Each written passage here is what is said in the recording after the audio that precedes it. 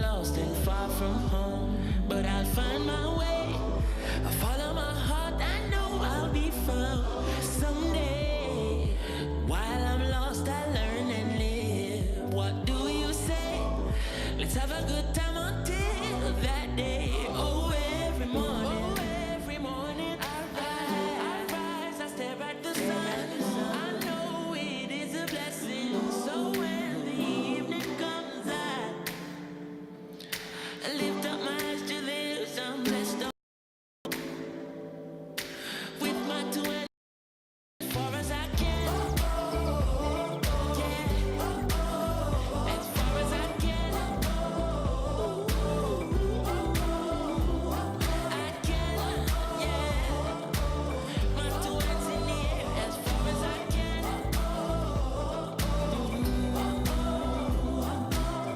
Oh, every morning I rise, I stare at the sun. I know it is a blessing. Yeah. Lift up my eyes to this, I'm blessed, oh man. With my two hands in the air as far as I can.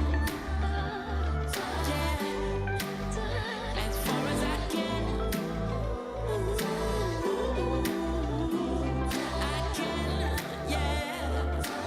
My two hands in the air as far as I can.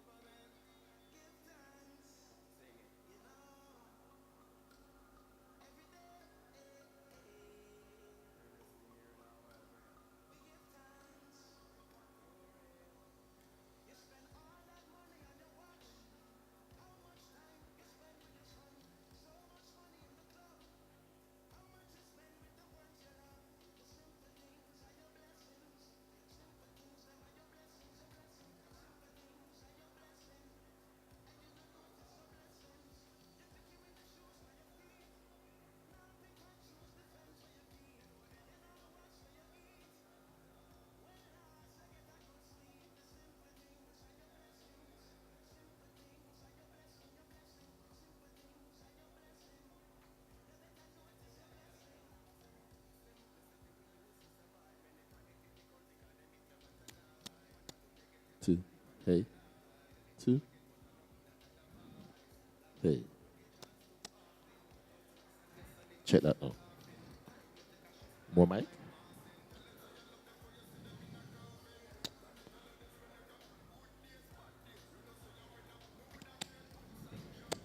Two. Two. Hey. Two.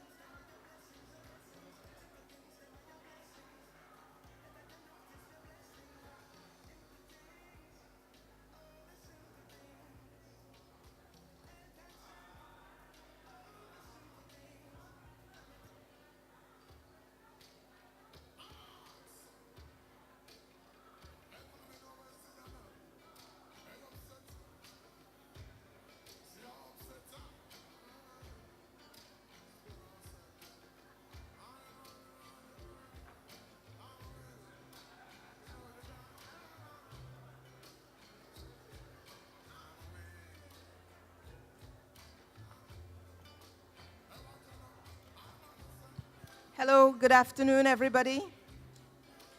I invite you to come and have a seat up front, please, so that we can begin the celebration. I know you have already started having some champagne, but let's get over the formal part of the ceremony so that we can really celebrate. Please.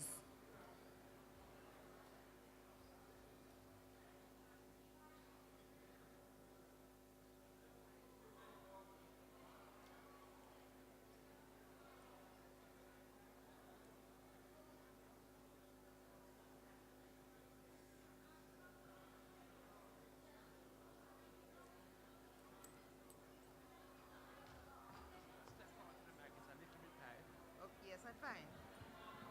Yeah, that's much better. Thanks.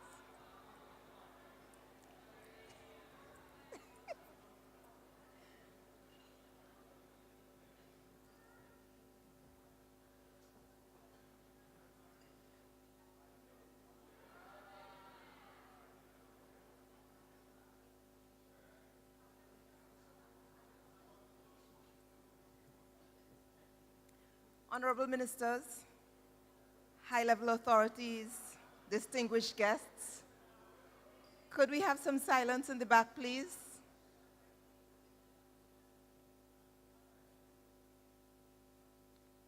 Welcome, DG and ADG and our Secretary Eve and all our guests. Welcome. Thank you for joining us here as we conclude the third day of the conference in a festive manner. As we set our sights towards the year 2030, planning ahead for upcoming challenges and progress, it's crucial for us to also look back at how far we've come. On that note, it's my pleasure to introduce the Director General of FAO, Dr. Jose Graziano da Silva, as he leads with a celebratory address. DG.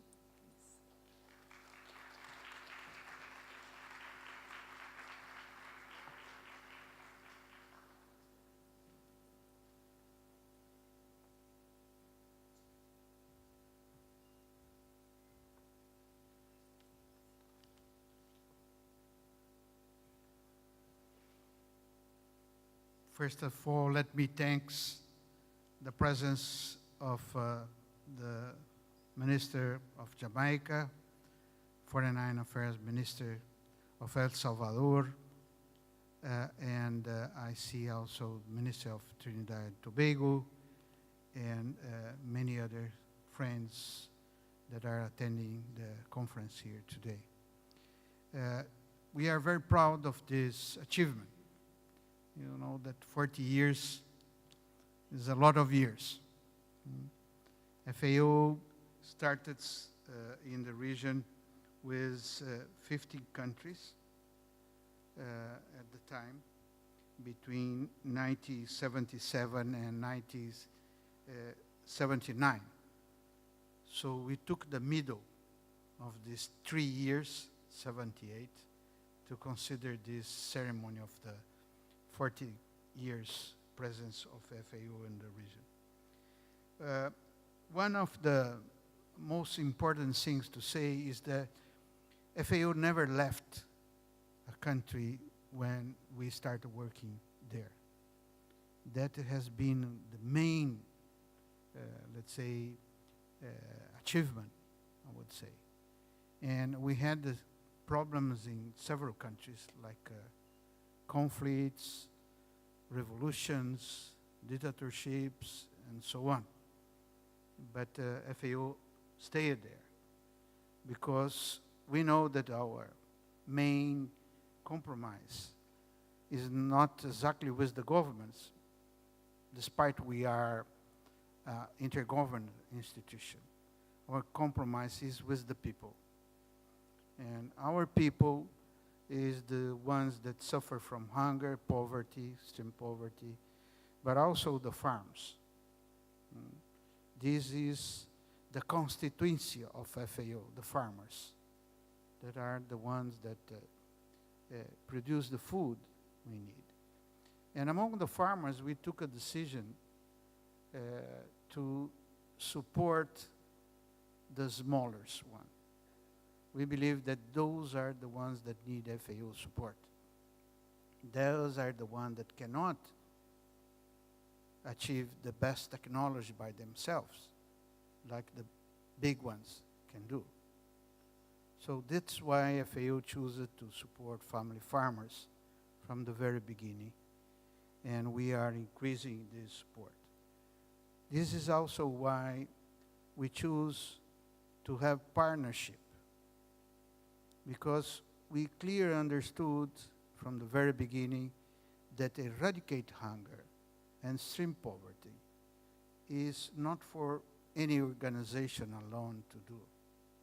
No one, despite the most powerful and biggest could be, can eradicate hunger. It's the society that decides to eradicate hunger. So FAO tried always to approach and integrate the civil society participation, and now we are looking for better participation and increased participation also the private sector. We firmly believe that private sector has a prominent role to play in eradicate hunger, and especially all forms of malnutrition. We will not be able to eradicate obesity, for example, if we don't have the support of the private sector. So I am very happy to have here today with us representative of these different segments, also from our staff, from Santiago, from here, Jamaica, from offices in the region, our regional representative, Julio Verdeguer, the deputy, Yves Crawley, and the sub-regional coordinators. I'm not seeing them around, but Listra on my back, supporting. So I would like to thank you all for your presence here. It's a great symbolic day for FAO work in the region. Thank you very much.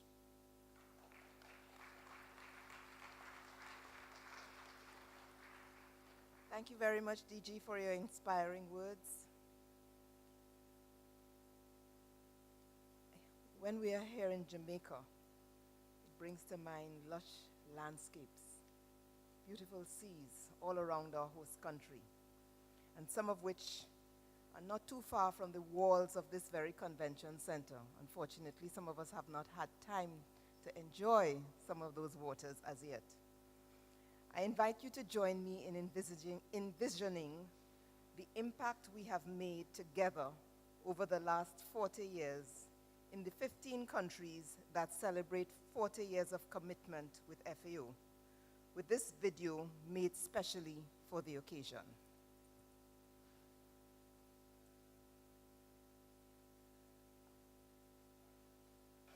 Let's race together for a hunger-free world. Healthy food system, healthy diet, healthy life. Run with that.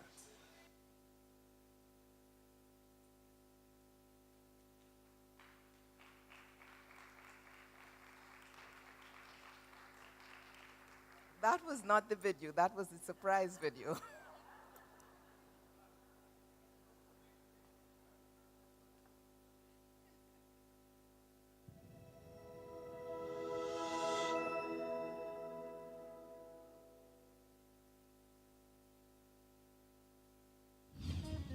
Food. Healthy and nutritious food for all.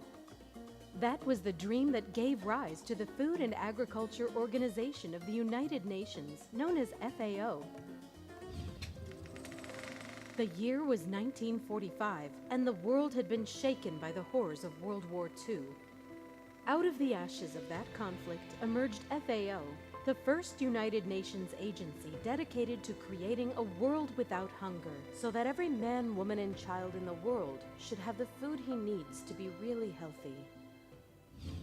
Since then, Eradicating hunger and malnutrition has been at the heart of FAO's work, which arrived in Latin America and the Caribbean shortly after its creation. In 1955, FAO founded its regional office in Santiago, Chile, and today has sub-regional offices in the Caribbean and Mesoamerica. This year marks more than 4 decades of work by FAO's country offices in 15 nations, which have allowed the whole region to take a giant step forward. In Barbados, FAO has promoted sustainable food systems and fought against food losses and waste. In Brazil, FAO has helped the country share its agricultural knowledge and experiences in school feeding programs through South-South cooperation. In both Bolivia and Ecuador, FAO has worked with indigenous communities and family farmers to rescue quinoa, which today can be enjoyed at tables around the world.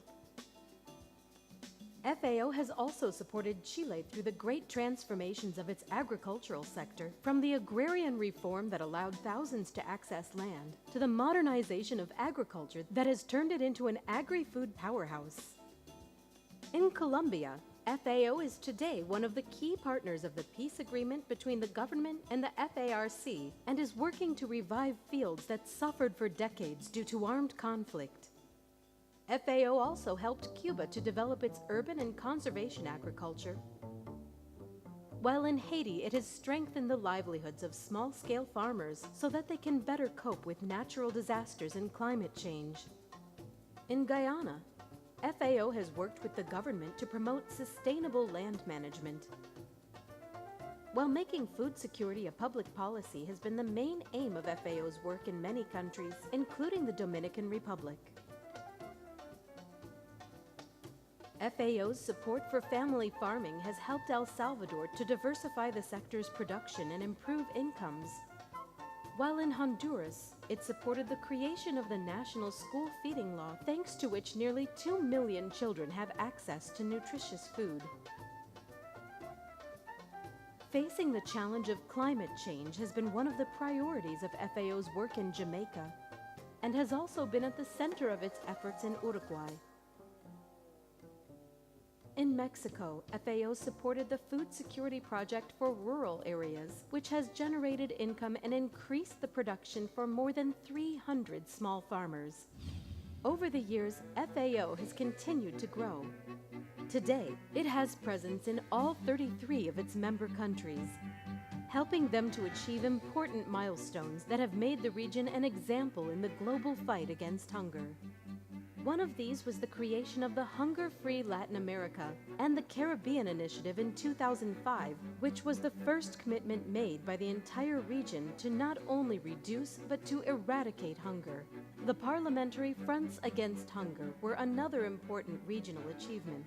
Today they exist in 19 countries, helping to promote laws that guarantee the right to food.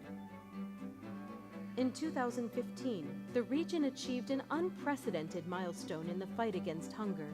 Latin America and the Caribbean became the only developing region to achieve the hunger reduction target of the Millennium Development Goals. As a result, more than 20 million people were rescued from hunger, paving the way to a better future for an entire generation. But FAO's work did not end there. Today, its mission is not only to achieve zero hunger, but also to fight against the worrying rise in obesity. To achieve this, FAO is working on high-impact initiatives with partners such as the Community of Latin American and Caribbean States, which is implementing a regional hunger eradication plan throughout the region. Going forward, FAO will continue to work with the same enthusiasm to help countries achieve the targets of new Sustainable Development Goals. Because the mission that gave rise to the FAO is still as important today as it was in 1945. The dream of a world without hunger is still possible, and Latin America and the Caribbean is very close to turning this dream into a reality.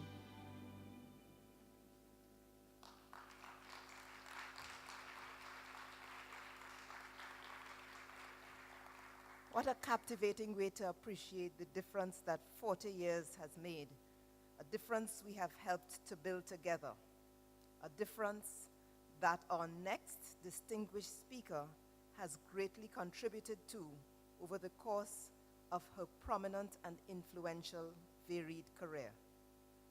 I now have the honor of introducing the current president of the Fund for the Development of Indigenous Peoples of Latin America and the Caribbean, FILAC, and former chairperson of the UN Permanent Forum on Indigenous. Thank you very much. Timia Yamni. Les saludo. I have just greeted you in the language of my people in Nicaragua, in the Mesquita language. And I bring you the greetings of the grandfathers, the grandmothers, the young people, women, men of that people, indigenous people, who are fighting for autonomy in the context of recovering our ancestral rights, as we are promoting in Nicaragua.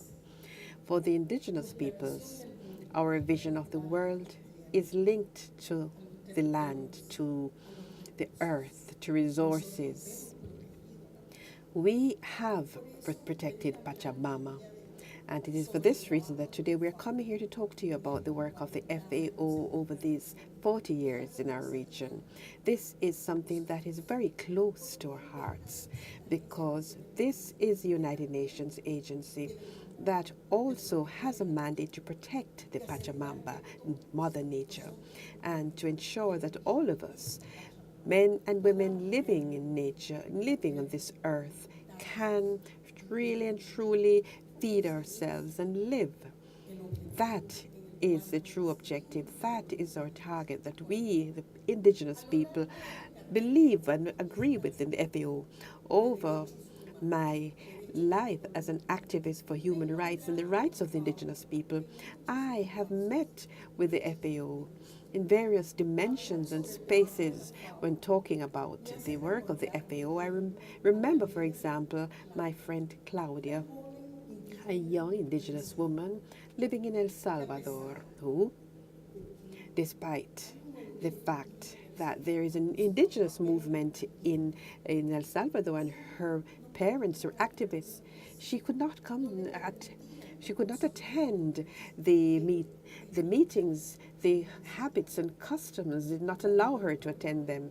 And through an FAO program for capacity development today, Claudia is virtually linked with the news network of indigenous women and Afro descendants from Latin America. She is participating actively in the campaign for visibility of women, indigenous women, that is being promoted by FAO. She's part of the Global Caucus on Indigenous Young Women, which is part of FAO's work with indigenous young people throughout the world. And just like Claudia, there are thousands of indigenous women who today have recovered their self-esteem. They have recovered their voices, and they are part of a global movement that is fighting to ensure that there's no hunger in the world. I'm from the Caribbean area, the Caribbean zone of Nicaragua, and from the Caribbean region. We are exposed to disasters that you have talked a great deal about today. I remember the last hurricane that devastated our region. It destroyed communities, it destroyed the forests. 3 days after the hurricane, and the first agency to be present in our region was FAO. And using their capacity, their convening capacity, not only did they come with our country, but with also technical assistance from other countries of the region. Not only did it come at the moment of the emergency, but it stayed and supported us. And it was provided a complex component, and It worked alongside with us with the women's work. Women work in fishing in an area where women were not allowed to go on the streets. FAO helped and supported us in this process, recognizing the capacity of resilience of the indigenous peoples at times of disasters, but also understanding that technical assistance is fundamental. Immediately after the disaster, but also in a sustainable way over the years, they have helped us. One aspect of FAO's work, which has been extremely important in my life, has been family farming. I was invited by the director to be an ambassador of the International Year of Family Farming. The first thing that I thought was that I can't talk without doing things. So I went back and then I started up a small farm because I couldn't talk of small farming and farming without doing something. So the rest of my family joined me, and now I see my grandson showing photos of when they're going to harvest beetroot and other products from the farm. So the very fact that I was given a voice, that the FAO gave me a voice, has helped me and has helped the FAO to give voices to indigenous women, to give a voice to rural women. For example, this year we are going to the UN and we'll be working very hard to ensure that there are more recommendations directed to supporting rural women. And it has also helped me to ensure us to identify all of the characteristics of what family farming is. This is a fundamental aspect that has helped to empower families, women, from an integrated and overall standpoint. My relationship with the FAO and what I'd like to note is not I've only met officials of an international institution. I have met people, people who are human, people who are committed to work alongside with our peoples, our communities, persons with humility have listened to what we have to say, and together with us, they have helped us to start to build food, tools, and spaces to continue to make progress in the search for equality. Without men and women working in the FAO, going to communities, helping us, being side by side in a committed way, it would be impossible for us to be celebrating these 40 years. I would like you to recognize their work. But there's no doubt that leadership has been an extremely important aspect in FAO, and I'd like to recognize the Director General, Mr. Graziano da Silva. One of the things that I'll never forget about FAO was when the Director General invited us to a dialogue after many years of having a policies in FAO in his work of indigenous people. The first thing he told us that before you just talk with us, talk among yourselves. And when you're finished, when you're ready, call us. When we are prepared, when we, the indigenous people from all over the world, are prepared, we were prepared. We invited Graziano, and he received us with a song from the Maori people of New Zealand. And what he said was that if there is an aspect, an aspect where cultural diversity is very clearly manifested, is in foods. And it is for this reason I commit myself to cultural diversity. I commit myself to work with indigenous people, because I am sure that with your knowledge, with your practices, you can help to eradicate hunger in the world. And that message from the Director General empowered us. And we know, we all, the indigenous peoples, think that the FAO is our institution now, with women of the indigenous peoples are all waging campaigns to ensure that we can truly help to eradicate hunger. Today, we have come to celebrate 40 years. 40 years can be seem long or it can be short, but 40 years of great learning. We have learned to listen to each other, to dialogue. These have been 40 years where we have made great strides. There are many challenges remaining. However, we can assert that these 40 years have sown the hope that working together, we will be able to confront the major challenges and problems of nutrition in the region, problems that beset all of us, and that no sector can solve alone. Today, on behalf of the indigenous peoples of Latin America and the Caribbean, I'm coming to say congratulations. Congratulations on your 40 years, the 40 years to the FAO for its presence in its region. Congratulations to the governments who invited the FAO 40 years ago. And I would like to express the hope that we will have many more celebrations to come. Thank you.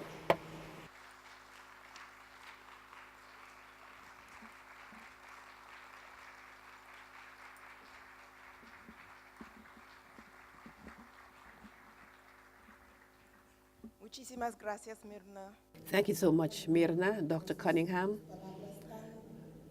for your emotional words and for your very powerful testimony. Thank you so much. Thank you for reminding us also of the significance of the last 4 decades of growth. Now, as I mentioned before, this is a festive occasion. It's supposed to be a surprise. It was supposed to be a surprise, but we're going to show it again because it's so great. Just ask for the video, the surprise video, once again, from our national, I suppose a national hero of Let's Jamaica. race together for a hunger-free world. Healthy food system, healthy diet, healthy life. Run with that.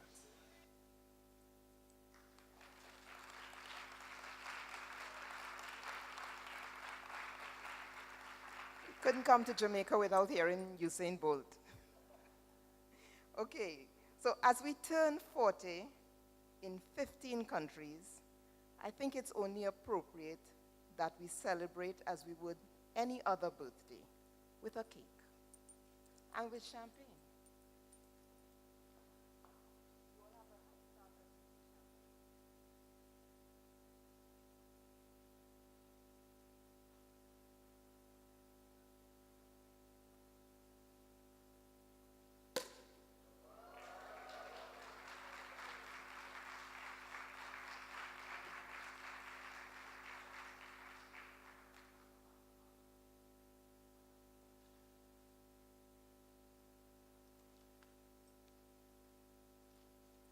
Can't drink too much on the job, the DG's watching. Celebrating our outstanding partnership with our first representations in the region, I'd like to invite the heads of the following delegations to join us on stage to commemorate this milestone in name of their countries and blow out the candles on our cake. Please join me on stage. The head of delegation of Barbados.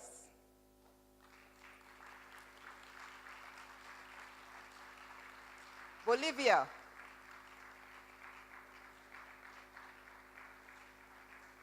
Brazil. Chile. Colombia. Cuba. La República Dominicana, Ecuador,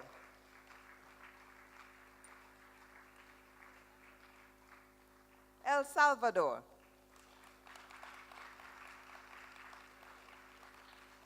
Guyana, Haiti,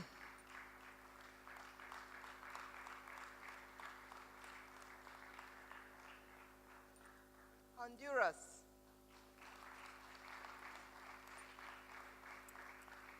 Jamaica, yay!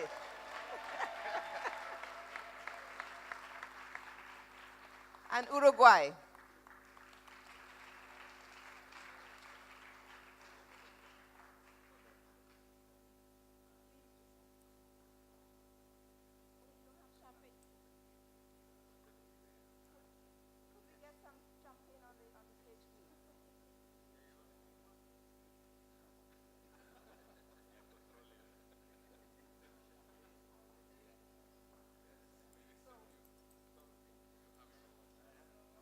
So we invite you first before the champagne, because if you blow with alcohol on your breath, it's going to cause this thing to catch a fire. So we invite you first to please blow out the candles together, please. And we will sing happy birthday. Happy birthday to you. Happy birthday to you. Happy birthday, happy birthday. Happy birthday to you. Cheers. DG?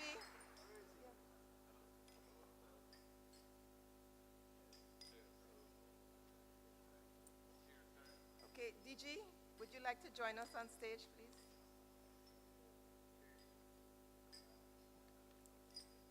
Okay. Julio, please.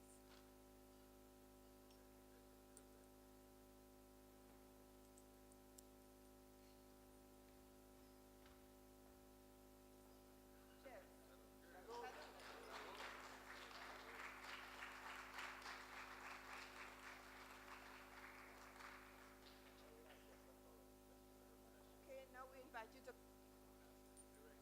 we now invite you to cut the cake. There's a symbolic cutting of the cake. I don't know.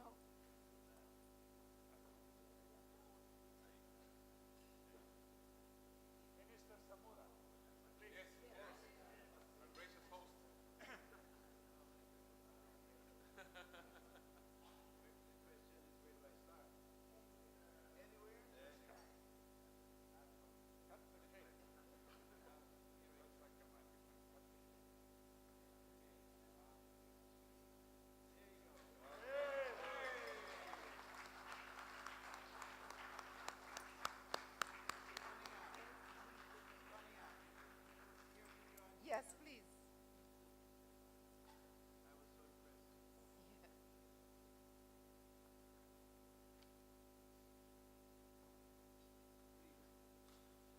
So here's to wishing you another 40 years of collaboration and accomplishments. Yay.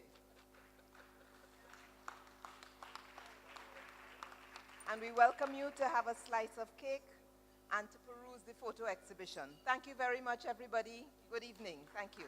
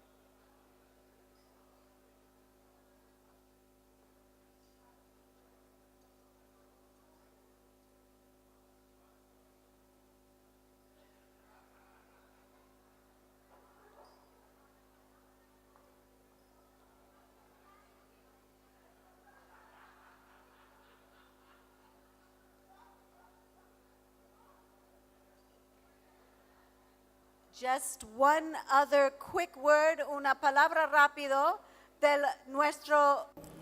Just one quick word from our rapporteur, the official rapporteur of the conference. Just a word from the rapporteur of the conference, who has a final message for you today. Well, good evening, everyone. Just to announce that in 1 hour, the drafting committee will meet again. I have here copies of the draft report. I can distribute to you a copy right now so that you will have time to get acquainted with the text before we meet at 8 p.m. at the Suites Hotel Iberistar, Salon Ocho Rios. All right? Please take your time to read the paper before you decide whether you want to join us or not. If you feel that you are satisfied with the content of the report, enjoy your evening. You don't need to come. If you feel there is something lacking and you want to contribute to the final report, please come. Everyone is welcome. If you feel that the report is really trash, and throw it in the rubbish bin. So anyone who wants a copy, it's up here on stage, okay? Bueno, ahora voy a repetir en español. Okay. Now I'll repeat it in Spanish. We'll have the second meeting of the... Ocho Ríos, en el Hotel Suites Iberostar. Yo tengo aquí copias del borrador de informe que puedo distribuir a los que tengan interés. Por favor, lo lean en esta hora que nos queda hasta la reunión. Si usted se siente satisfecho con el contenido del informe, aproveche la noche y no hace falta de venir al comité de redacción. Si cree que hay algo que falta y que es importante añadirlo, por favor, todos son bienvenidos a juntarse a nosotros en el comité de redacción. Y si les parece que es basura, pues tírelo a la basura y ya está. Hasta pronto. And we'll see you tomorrow morning at 8:30. Nos vemos mañana a las 8:30 en el salón plenario del C, donde estuvimos hoy día.